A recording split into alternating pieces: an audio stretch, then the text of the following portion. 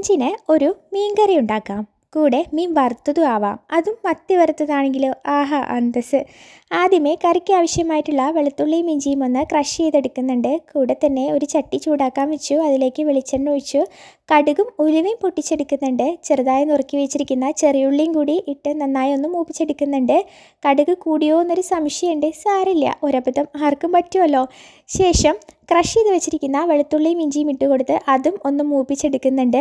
4 പച്ചമുളക് നടുവേ കീറി ഇട്ട് കൊടുക്കാവുന്നതാണ്. ഞാനിവിടെ എരിവില്ലാത്ത പച്ചമുളക് ആയതുകൊണ്ടാണ് 4 എടുത്തിട്ടുള്ളത്. നിങ്ങളുടെ എരിവിനനുസരിച്ച് എടുക്കാം കേട്ടോ. കൂടെ തന്നെ മീഡിയം വലിപ്പമുള്ള 2 തക്കാളിയും കൂടി ഒന്ന് അടിച്ചെടുക്കുന്നുണ്ട്. ഞാനിവിടെ തക്കാളി അടിച്ചെടുത്തതിൻ്റെ കൂട്ടത്തിൽ 1/4 ടീസ്പൂൺ കാശ്മീരി ചില്ലി പൗഡറും കൂടി ഇട്ട് കൊടുത്തിരുന്നു. അതുകൊണ്ടാണ് അതിൻ്റെ കളർ അങ്ങനെ ഇരിക്കുന്നത്. പിന്നെ പൊടികളുടെ വരവാണ്. മഞ്ഞൾപ്പൊടി, മല്ലിപ്പൊടി, മുളക് പൊടിയാണ് ഞാനിവിടെ ഇട്ട് കൊടുക്കുന്നത്. നിങ്ങളുടെ അളവിനനുസരിച്ച് പൊടികൾ ഇട്ടോളൂ. ഞാനിവിടെ 1/4 ടീസ്പൂൺ മഞ്ഞൾപ്പൊടി, 2 ടീസ്പൂൺ മുളക് പൊടി, 3 ടീസ്പൂൺ മല്ലിപ്പൊടിയാണ് ഇട്ട് കൊടുത്തിട്ടുള്ളത്.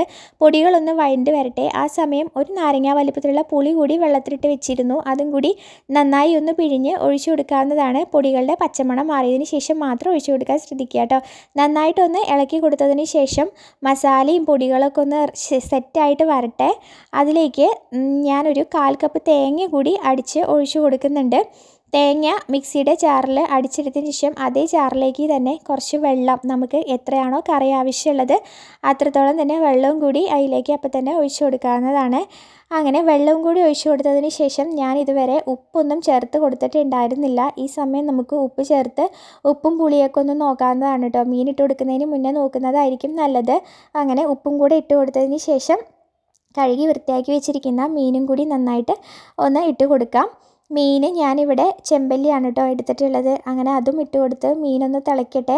കൂടെ തന്നെ നമുക്ക് കറിവേപ്പില ഒരു ഭംഗിക്കും മണത്തിനൊക്കെ നല്ലതാണല്ലോ, അതും കൂടി ഇട്ട് കൊടുത്ത് കറി അവിടെ തിളയ്ക്കാൻ വെക്കുന്നുണ്ട്. അതിൻ്റെ കൂടെ നമുക്ക് മീനൊന്ന് വറുത്തെടുക്കാം. ഞാനിവിടെ മത്തിയാണ് എടുത്തിട്ടുള്ളത്. അതിലേക്ക് മസാലകൾ തേച്ച് പിടിപ്പിക്കാം. ശേഷം ഞാനൊരു അരമണിക്കൂർ റെസ്റ്റ് ചെയ്യാൻ വെച്ചിരുന്നു കേട്ടോ.